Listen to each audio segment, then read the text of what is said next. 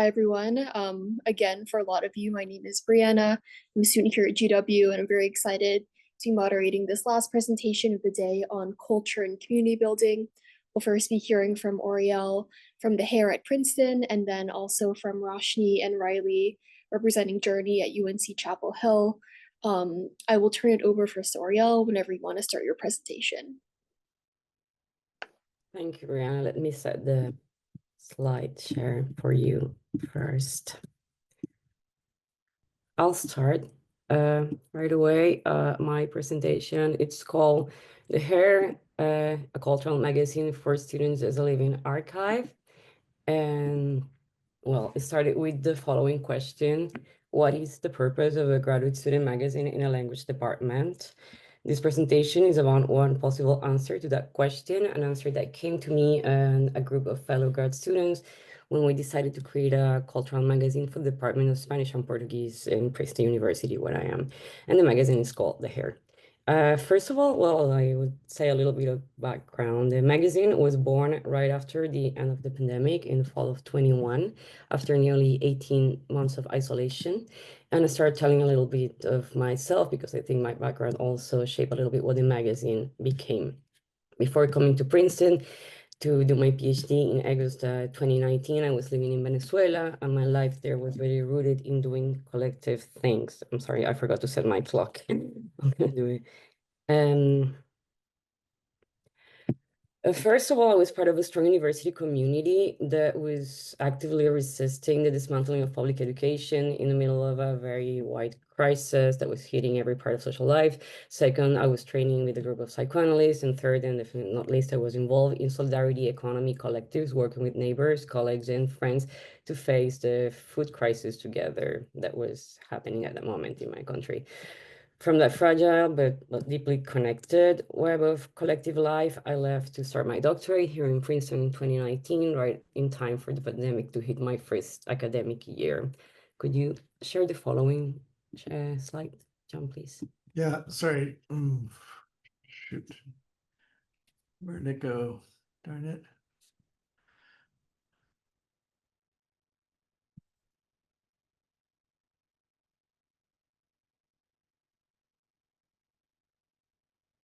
It's the previous one. That one. The next one after that. Thank you. Thank you. Well, when it all started, well, by the fall of 2021, we were finally back in classrooms, but after all the time of everything being online and with all the dislocation of my recent migration, I really felt urged to do something collaborative. I miss community life and the feeling of building something together, that shared creative energy that felt so normal and we take it for granted. And of course, I wasn't alone.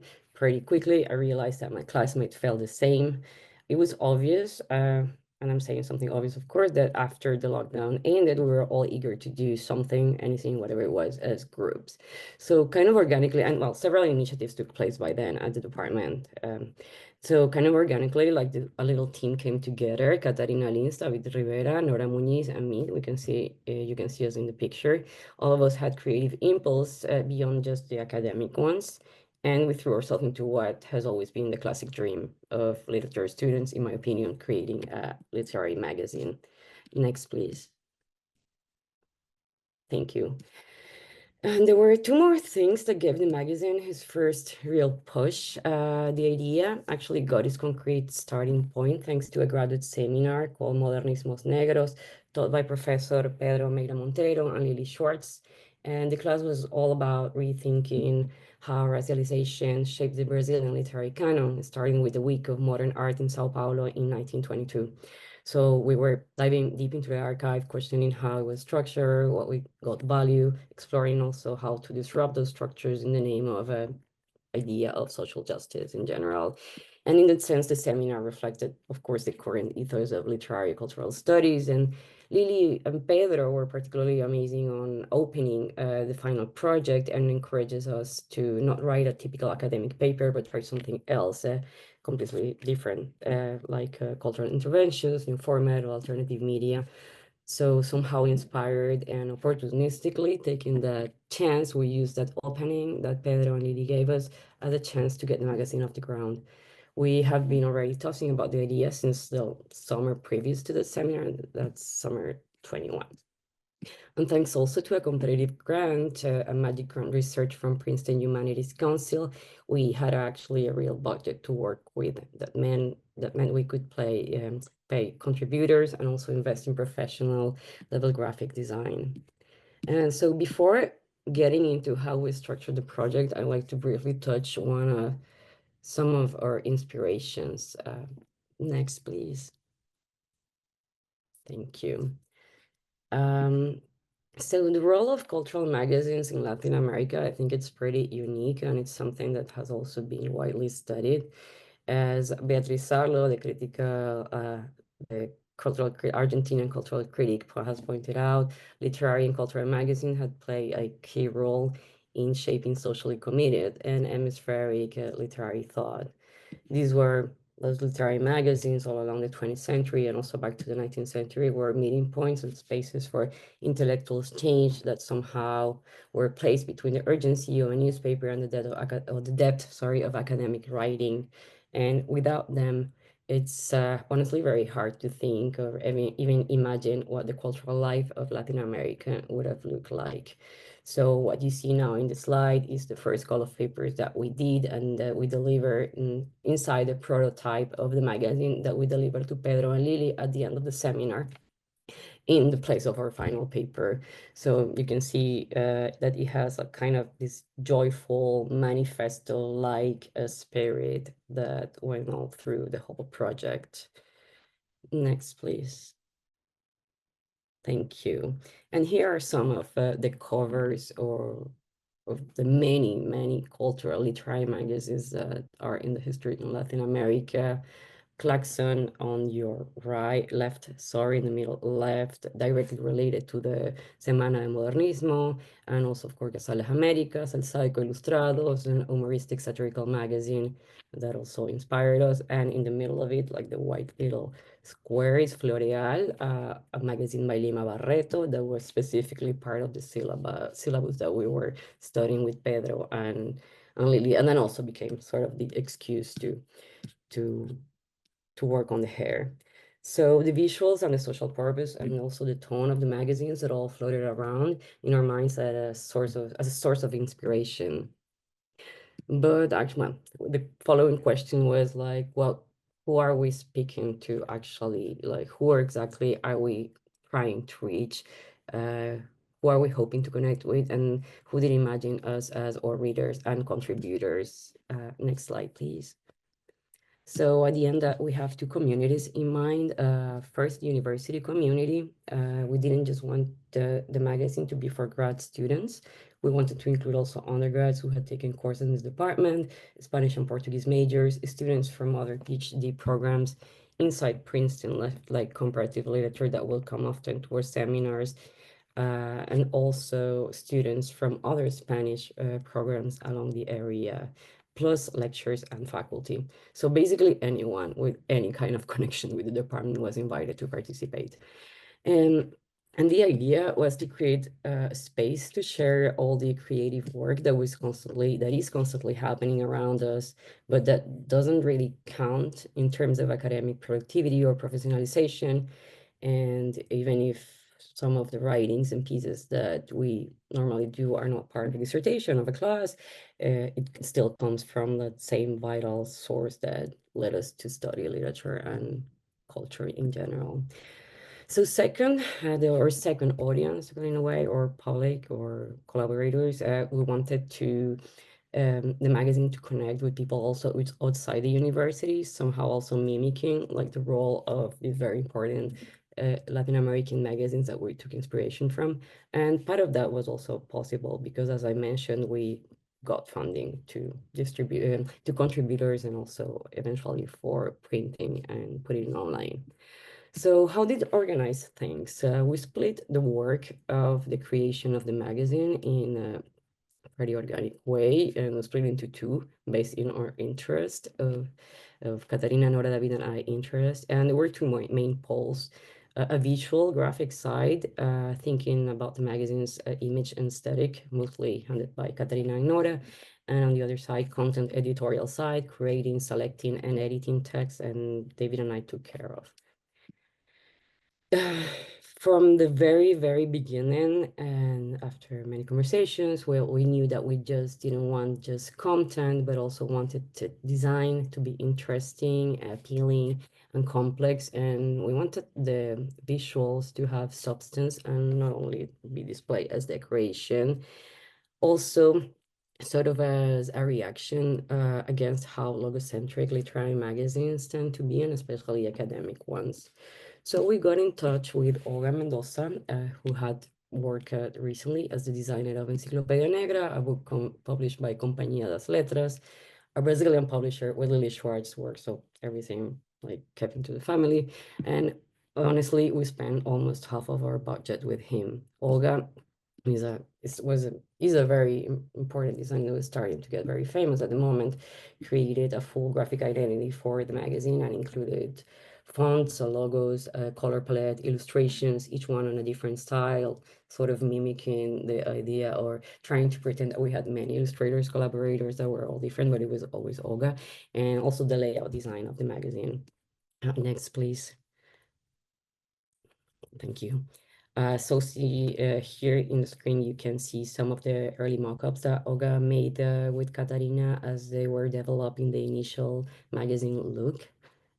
Next, please. And some of the different versions of the logo. And now what you can see is the actual portada, how you say that, cover of the magazine, and the first page, portadilla, I think it's the name in Spanish. I don't know how is it called in English. And as you can see, well, this is the logo that we definitely ended up choosing. And as you can see, also the magazine went into the title of the magazine went the 3 languages that are official languages of the department. And also the interior, the content of the magazine was expressed in those 3 languages. All the 3 languages were accepted. And also that was stated in the call for papers, intermediate stages or mixed stages. Like we were open to Spanglish or Portuguese, but unfortunately we didn't get any of those. Next, please. Thank you. Oh, well, now this is the printed magazine, the final version. We'll see more of that in the following minutes. Next, please. Thank you. So now let's talk a little bit about the content, which is the part where I took more participation on. And as I mentioned, or the budget that we had because of this grant of the Humanities Council allowed us to commission pieces. But first of all, we put an internal call for submissions to the previous slide that I already show you. And as I already said too, we welcome every format there. Of every format was allowed, and we were sort of trying to see what might come in. And interestingly, but maybe not so surprisingly, most of the student submissions lean towards more traditional written formats, which was absolutely okay for us, but still we were able to include pieces that were not necessarily part of classwork, but connected somehow to the life and interest of people that make their life here in the university. So here on your left, for instance, you can see Alejandro's contribution. Alejandro is a student from the Spanish and Portuguese department and wrote this short fiction piece for a contest at Princeton University concerts. He won the contest. We asked him if we could reprint, the story, and he said yes. So this is what we had, and it's also a piece that he co-wrote with his partner Eugenio, who is also displayed as an author. In the middle, we have Ashford's poem. Ashford is a student of the department that works on post-colonial studies in the late 19th century Caribbean. So it has nothing to do, the poem has nothing to do with his work, but here it is. It was magnificent little short minimalist piece. And on your right, we have Paulina's contribution. She's a former student from comparative literature and contributed with an essay that had to do with her dissertation, who is in Zapotec languages and environmental studies in the Istmo de Tehuantepec, and accompanied by an illustration of a local artist that she works on back in Mexico. Next, please.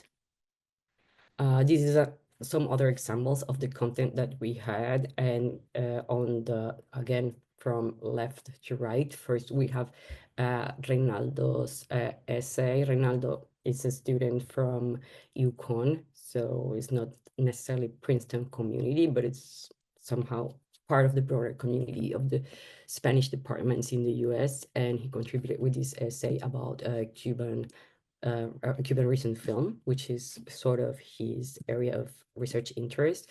In the middle, we have a short story by a lecturer of the department that was a very nice surprise because we had no idea that she was such a great writer.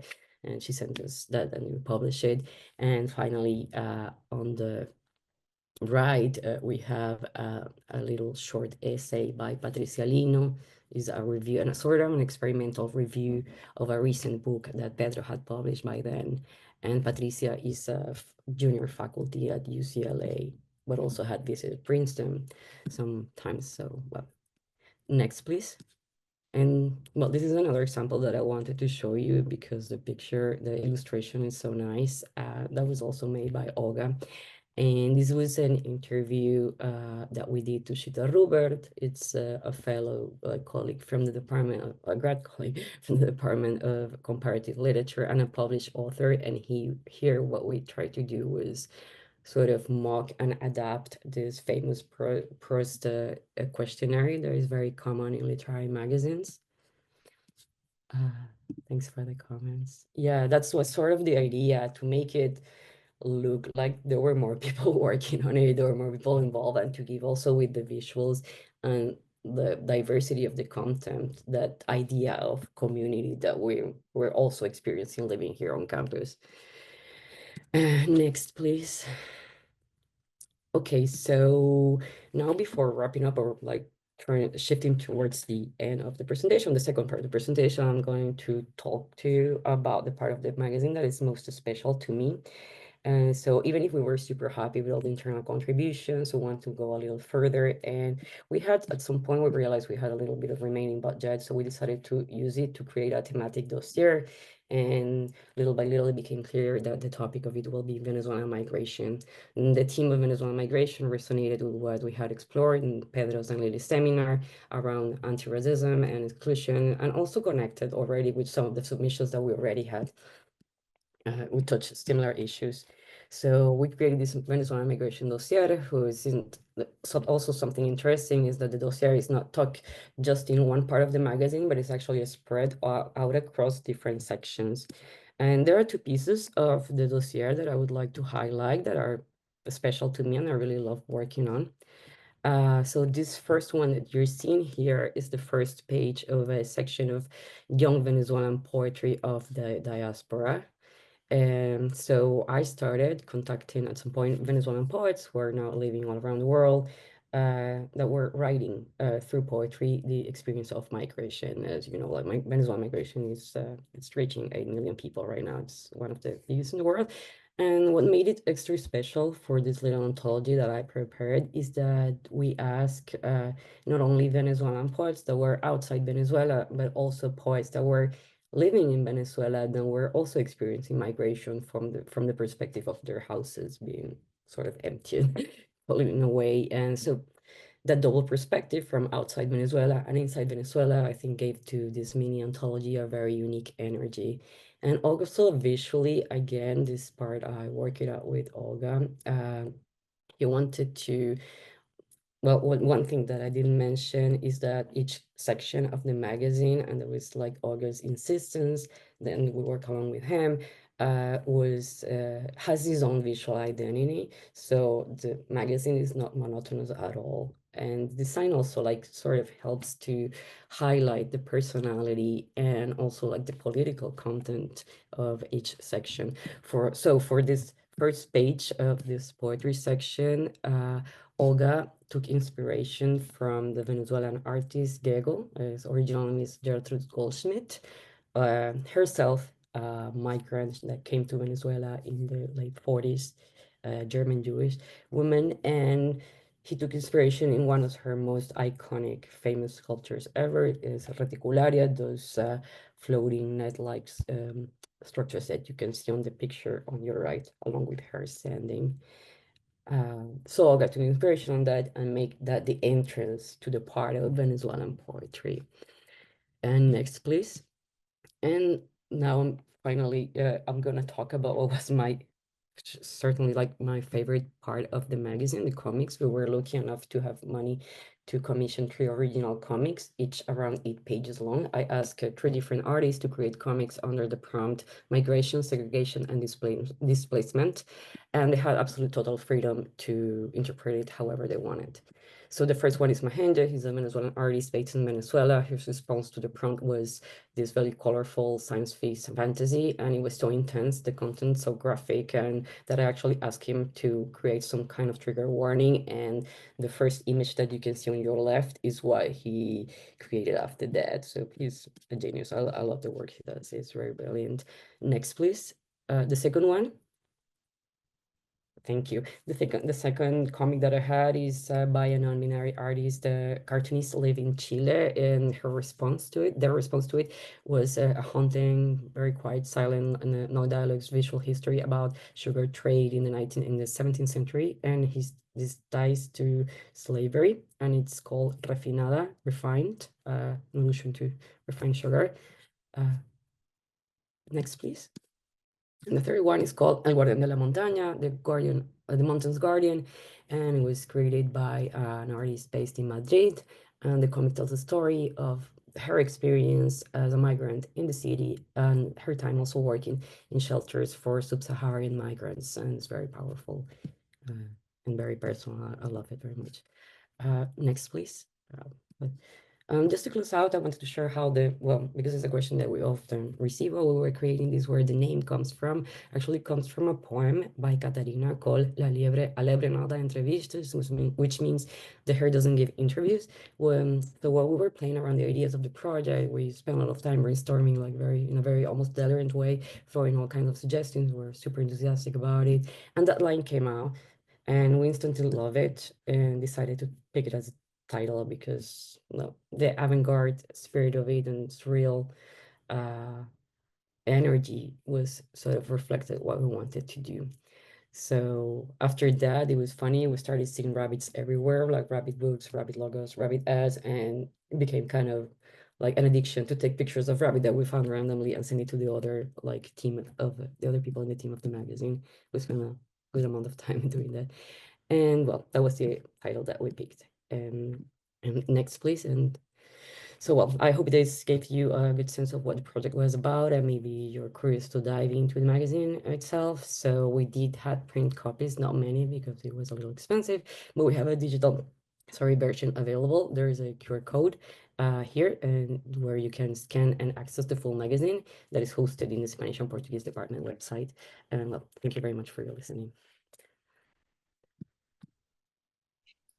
Great. Thank you so much, Oriele, for sharing that with us. To echo what people are saying in the comments, absolutely love the visual art style, the mixed media pieces as well. And now with our remaining time, I will turn it over to Roshni and Riley to talk about Journey. Hi, everyone. My name is Roshni. I'm a junior at UNC Chapel Hill. I'm studying neuroscience, biology, and data science. And Riley, if you'd like to quickly introduce yourself. Yes. Are you all able to see what I have on the screen? Yes, we are. Okay, great. Yeah, hey, I'm Riley Harper, and I'm another co-editor-in-chief for Journey. And I'm studying statistics and analytics and applied mathematics at UNC Chapel Hill. So just to reiterate, so Riley and I are co-editor-in-chiefs of UNC's official undergraduate research journal, UNC Journey. And so today we've decided we'll go ahead and discuss the importance of fostering trust in student-led journals and how we can kind of integrate methods to actively build trust in science communication, especially now in a time where there's a lot of skepticism and misinformation, and how we can kind of take action to take down some of these barriers that are prevalent in today's day. Riley, you can go to the next slide. Yeah, so today we'll kind of fall into 5 main parts. We'll start off with the introduction, discussing some of some major points for how and why it matters, especially for public trust in science, and how this kind of relates to policy and perception. And from there, we'll kind of move into some of the challenges that we see, especially running Journey, and some of the strategies that we've adopted as a journal to kind of address those challenges. Yeah, so starting off with why this topic matters, especially for those of us working in scientific communication at an undergraduate level, in an age where misinformation spreads quickly and skepticism towards science is growing. Establishing trust is not really an option anymore. It's critical, it's foundational. And a lack of trust in science can really contribute to a whole lot of things. And one thing we really wanted to emphasize now is the idea of political polarization. We've seen this in the news and in the media, how this is creating divisions in how people perceive and respond to scientific findings, especially when these findings are kind of linked to controversial issues. And this distrust can be fueled by factors like misinformation campaigns, political rhetoric, and even a media environment that often prioritizes sensationalism over nuanced scientific information. And as student journal editors, we're sometimes really focused on the technical details, formatting, deadlines, editing, layout. And obviously these factors are very key to the success of our journals. But now more than ever, we really have a responsibility to shape scientific culture, even at the university level. And we can do this through, some strategic maneuvers such as transparency, rigorous peer review, and community engagement. And in this presentation, we've put together some lessons that we've learned while running Journey, and we hope that it sparks ideas that you can apply to your own journals, classrooms, and student groups. So public trust in science really affects everything from how people respond to health policies, even to, how people kind of interpret climate data. And we're seeing growing distrust in experts, and science is often perceived as elitist or even sometimes inaccessible. And as undergraduate journals, we're often a reader's first exposure to formal science writing. And, this kind of gives us even more importance in the way that we model best practices. And since our main audience are undergraduates, we hold so much power and so much responsibility to be intentional in the way that we convey the narrative in the pieces that we publish. And our goal today is to really share practical and realistic strategies that you can even adopt with limited time and money and resources as undergraduates. So we'll start off by kind of identifying what's standing in the way of public trust in science, so some of the challenges that we've faced. So from our experience, some of the major challenges that we've tried to mitigate are of the following. So these 4 challenges are especially relevant to student publications. First of all, kind of reiterating, but misinformation and disinformation.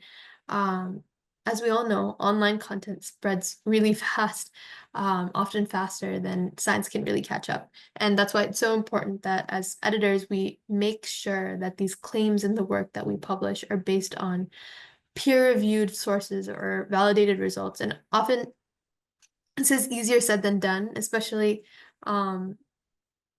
there's so much information that we publish, and it's incredibly difficult to say that you would be able to verify every single piece of information, especially when, we are also undergraduates. We may not have the technical expertise to spot every error, but raising our standards for source quality is a good place to start. Second, lack of transparency. Even when we do things ethically, if our processes aren't visible or clear, it can create a sense of exclusivity or even mistrust. And that's why we aim to make our editorial workflow and peer review process as accessible and understandable as possible. Whether that's through publishing guidelines or explaining our decision-making process, transparency really helps build confidence in our work. And our third point is technical jargon. This is a very common challenge that we see all across the scientific world. It's really easy to forget that many of our readers, even within the academic community, may not be familiar with specialized language. And this is especially true, or this is a pattern we've especially noticed in fields like biology, where simplifying complex concepts like, the name of a specific gene or protein can be really hard. But we still push our authors to write clearly, and we often have them work directly with their editors to improve the accessibility of their abstracts and visuals. And finally, conflict of interest. Even the perception of bias, like publishing a friend's paper, can really reduce the amount of credibility that it holds. And this is something we take seriously. We try to, remove personal connections from the peer review process, and enforce a clear conflict of interest policy to maintain fairness. And these are problems that we do see in the professional science communication world as well. And that's all more the reason why we need to, train students early to do better. So how do we kind of move from problem to solution? So the next few slides cover strategies that we've used and recommended for building trust from the ground up.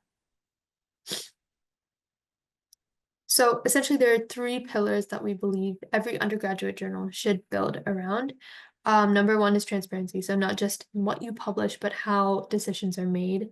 Number 2 would be rigorous peer review. So students should be trained to critically and constructively evaluate their work. And authors should also know that they're being held to a certain standard. And finally is engagement. So communication doesn't really just end with publication. So building trust means reaching out and responding to your community as well. For example, we've made an effort to publish our review process and criteria online, and we've trained our reviewers to respond to constructive feedback, and we're currently working on facilitating workshops to connect our authors with their editors. And these aren't just idealistic goals, because they're very feasible, and they definitely make a measurable impact. All right. So now I'm going to be sort of extending what Roshni previously discussed in terms of expectations. And some of this she's already touched on, for the example, fostering the two-way engagement via workshops. So maybe I'll start with that bullet. Sort of the reason that I would say that these are two ways in the way that we host the workshops is that we're not only hosting workshops meant for people to attend, but we're also collecting feedback at these workshops. And the goal with our workshops is to have our team of about 36 staff members, each of which are students, because we're a student-led journal, hosting workshops of their own. And being that we're a student journal, a lot of our submissions are from potential first-time authors. And so our goal with these workshops are to help other students understand what it means to submit to a journal, what expectations are there, in research more broadly, but also in getting to the process of actually submitting and writing an article. And so we've hosted, I think, around 10 workshops on that topic. We did about 2 every month. And these were completely open to the public. And I think in total, we got around 1,000 total attendees over all of those. We had about 100 at each. Some were virtual, some were in person. And we were able to have our staff members lead the workshops. So this helped them to get research leadership experience, being that they were creating their own slide decks, their own content, and the only thing selected for them was the topic of the workshop, just to make sure that we had a coherent pipeline of building up to topics that made sense to have others before others. And so now talking about some of the other bullets, like Roshni already mentioned, we try to be pretty open about our process, and we encourage our authors to be as well. This means that we emphasize reproducibility in the articles that we publish. And so when possible, we recommend that data is publicized using version control platforms like GitHub. We also are pretty strict with the methods section, emphasizing interpretability over black box methods. And also we have a conflict of interest form that is required to be filled out. And sort of the figure here is emphasizing our double-blind peer review process. And what we mean by that is that when someone submits to our journal, we remove a title page that contains things like the title of the author, the advisor, the co-authors, and the first author on the paper who submitted. And the reason we do that is we want to keep the process as unbiased as possible. And this forces myself and Roshni, when evaluating which articles to accept, and also later editors as well who are editing these articles, to remove their own personal biases, whether direct or indirect, from the process. And then the reason it's double blind is because also on the reviewer side, those who submit to our journal are unaware of who it is that is reviewing their article. And this makes it so that even indirectly, they couldn't discuss content with an editor and have that editor look for an article like that to accept them. So the goal of double-blind peer review in general is just to keep the process as unbiased as possible. And then lastly, like I said earlier, our emphasis here is interpretability, being that we're an undergraduate journal. Of course, our articles are rigorous, and of course, they're real science. But our goal here is to make it so that an undergraduate reader could be the audience of our journal. And so with that, we want our abstracts to be as clear as possible. And although in some fields, things like chemistry, biology, statistics, for example, and I'm sure there's many other fields as well, sometimes there will need to be some jargon, but we try to make sure that things are defined as they're used so that a reader can read this article and take away what the author was trying to describe. And so, like Roshni mentioned, today I'll give sort of an anecdote, and that'll be a case study on UNC Journey and how we have done these things in our own journal. So this is our Journey logo here. We are a student-run, peer-reviewed undergraduate research journal, and we publish all of our selected articles that make it through the editing process openly on our website, which you can visit just by Googling UNC Journey. The journal has been around for several years. I think we're approaching 10 pretty soon. So it's the official UNC Journal of Undergraduate Research. And this year, for the first time, we hosted an inaugural symposium to celebrate the authors who were selected along with their advisors and co-authors.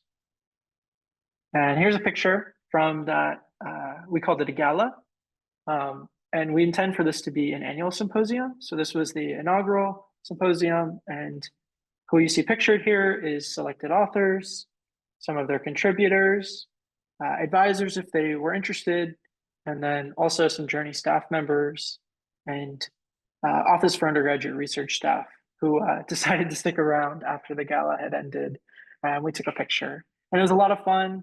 We had funding to cater the event, and it was just sort of a way to celebrate the work that those who had been accepted into the journal had done, and then also the work that our own staff members had done as well. And we also had 3-minute thesis presentations where authors that had been selected from the journal were allowed to give a short 3-minute slide deck on what work they had done for their research, sort of like a short form research presentation, where in 3 minutes, you have to get across the motivation for your study to get the reader or the audience interested, and also understanding why this work needs to be done. Then you need to get across what methods you used. And then lastly, you need to get across what came out of the work that you did. And hopefully, this would encourage those who were listening to go and read your article once we publish this year's edition of the journal. And concluding our talk, some hopefully actionable takeaways that you got from our presentation was the importance of adopting open science practices and in training student reviewers in rigorous peer review practices, particularly when it's students and it may be their first time doing peer review in a journal setting. And then also the importance for enforcing interpretability when you have a student audience. And lastly, engaging your audience with workshops. And I didn't talk about this, but having a social media account that's active allows those who are not a part of your journal to get an idea of what's going on behind the scenes, and hopefully gets them interested in joining your team. And then we have an anonymous feedback form that we run. And so anyone who wants to can sort of give a vibe check to Roshni and I to make sure that we're doing things that people are happy to have happening, and to hear if there's anything we can do better. And Roshni talked about this, but there's sort of been a recent attack on some, it's not really recent, but I think maybe recently it's manifested an attack on science, and sort of like the reason for all of this in terms of the importance of trust in science, because it might seem to those who are listening to this obvious. Across audiences not involved with science, it might not be. So I think it's important that to everyone we know, we emphasize the need for the scientific process and going through experiments or proofs or whatever you're working on rigorously, and not taking shortcuts when they present themselves. And so hopefully undergraduate journals can also contribute to that as well. And I wanted to throw out a statistic there that some of these strategies that we've implemented this year have actually doubled our submissions and increased the applications we received for people to join the journal by over 500% from previous years. And like I mentioned, Journey is not a new journal, so this statistic is hopefully impressive for a journal that was already previously established. And yeah, we're open to questions if anyone has any. Amazing. Thank you so much, Riley and Roshni, for that fantastic presentation. We have a few minutes for questions. So if anyone in the audience has any questions for our presenters, feel free to put them in the Q&A chat and I can read them aloud. Okay, I think we got one. For Oriele, how long does it typically take to format issues of your journal? From Leroy. This is a good question. Roshni, do you wanna answer this? I feel like Yeah. Oh, sorry, the question was aimed towards Oriele, but we would love to hear from you also. For no Oriele. worries. Sorry.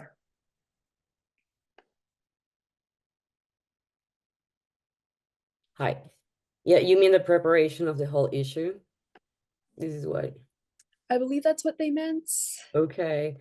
Well, in this case, it was particularly long, the whole procedure, since we did the first prototype that we delivered as a final project for the seminar to the actual printing of the magazine. It was about 2.5 years, but all because it could be done in a way shorter time. Like many things came on the way. And for sure, like the ambitiousness of the project was also something difficult to handle at some point, because although we all had interest in cultural interventions, none of us had experience editing, and it happened to us many times that when we're halfway through a task, we realize, oh no, we should have done it this other way. So we had to start all over again the procedure to unify criteria of the contents and so on. But I would say like cutting all the dead times, like for moments also we couldn't work because we had generals or people had dissertation prospectus defenses and so like all the eventualities of grad school. So we couldn't work consistently on it for few moments. I would say like a year.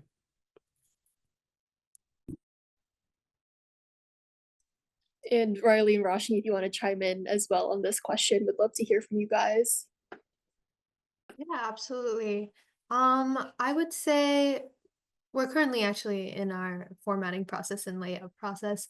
But I would say it's a very iterative process. You know, just kind of conveying the vision that Riley and I have to our layout team has seemed to be the biggest challenge we have. We both, I guess, first of all, consolidating the ideas that Riley and I have as co-editors in chief is, you know, the number one task. And then being able to convey that idea to our entire staff team. You know, it's hard to put ideas and images into words. So it's a lot of, you know, working with our layout editors to have them put together, you know, like a very initial draft, and then us recommending our changes and them doing a lot of fine adjustments here and there. But yeah, so one of the things that we've done to kind of mitigate some of the challenges with doing that back and forth has been putting together a very standardized document where we outline exactly what we're looking for.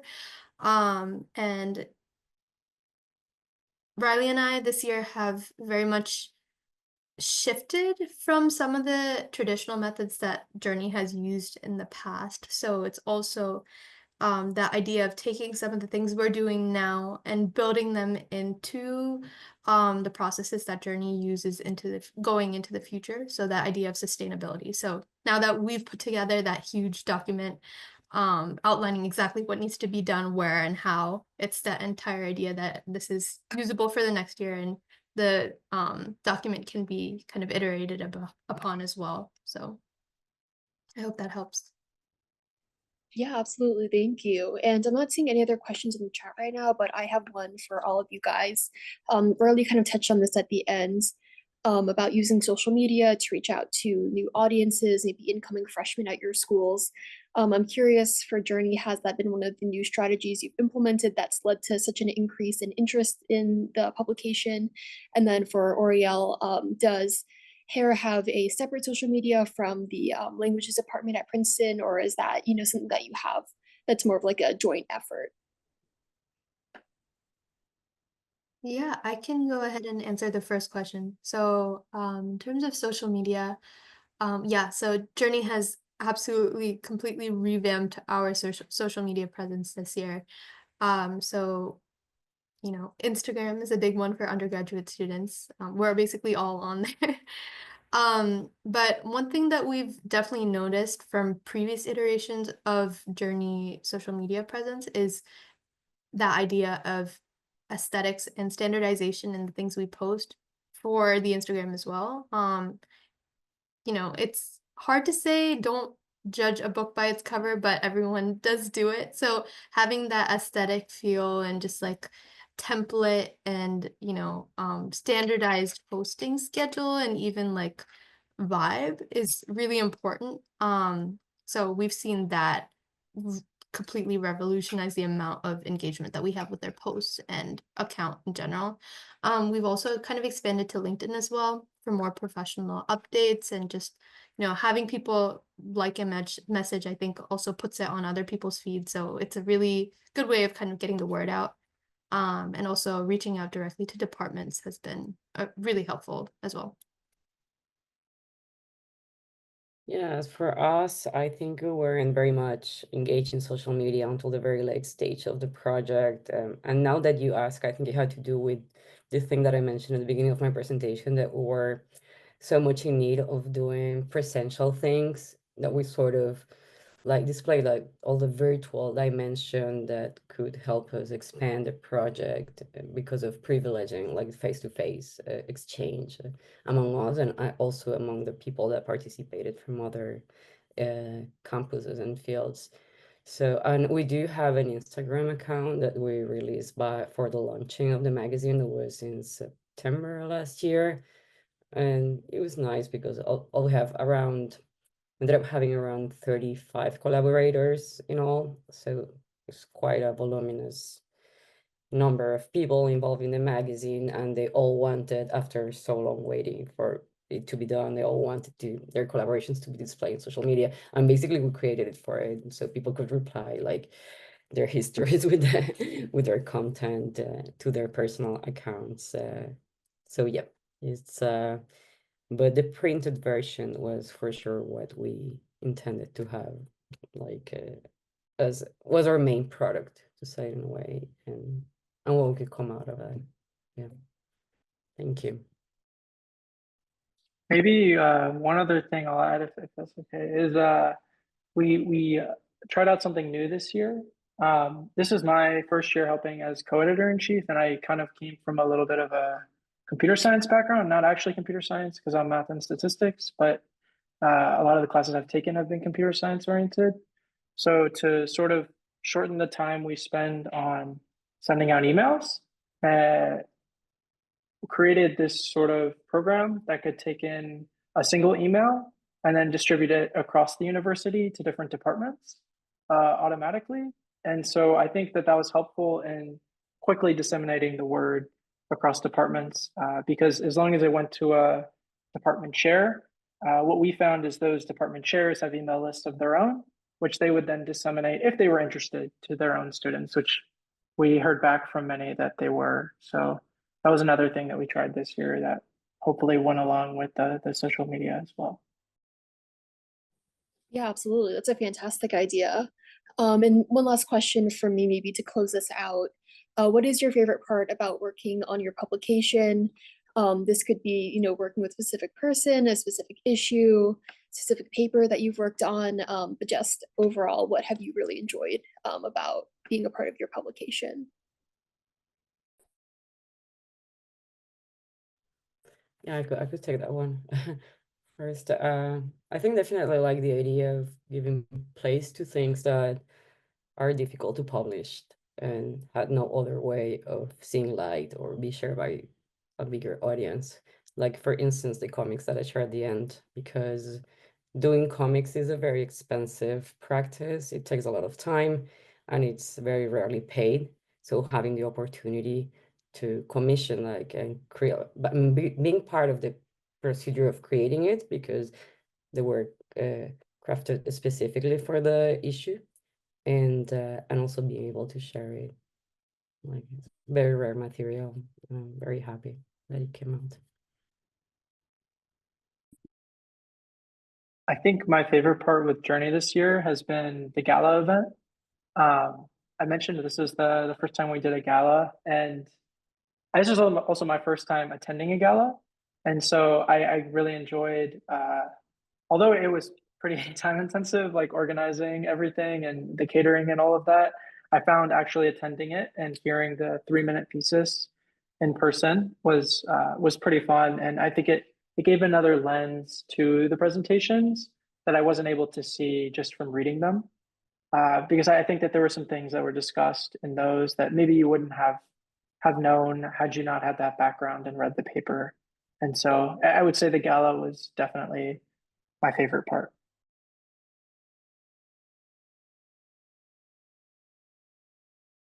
Yeah, I think my favorite part would definitely just be being able to see the work that my fellow peers have been working on. It's always um a source of inspiration for me just to see, the extent of research that students who are my age are doing to such caliber. And it makes me proud to kind of be able to work with them and also disseminate the information and research that they've put so much time and effort into.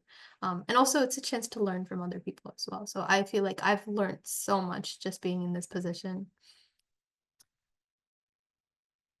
Great. Thank you all so much for sharing. And again, thank you for your amazing presentations. We all really enjoyed hearing from you and learning more about your publications.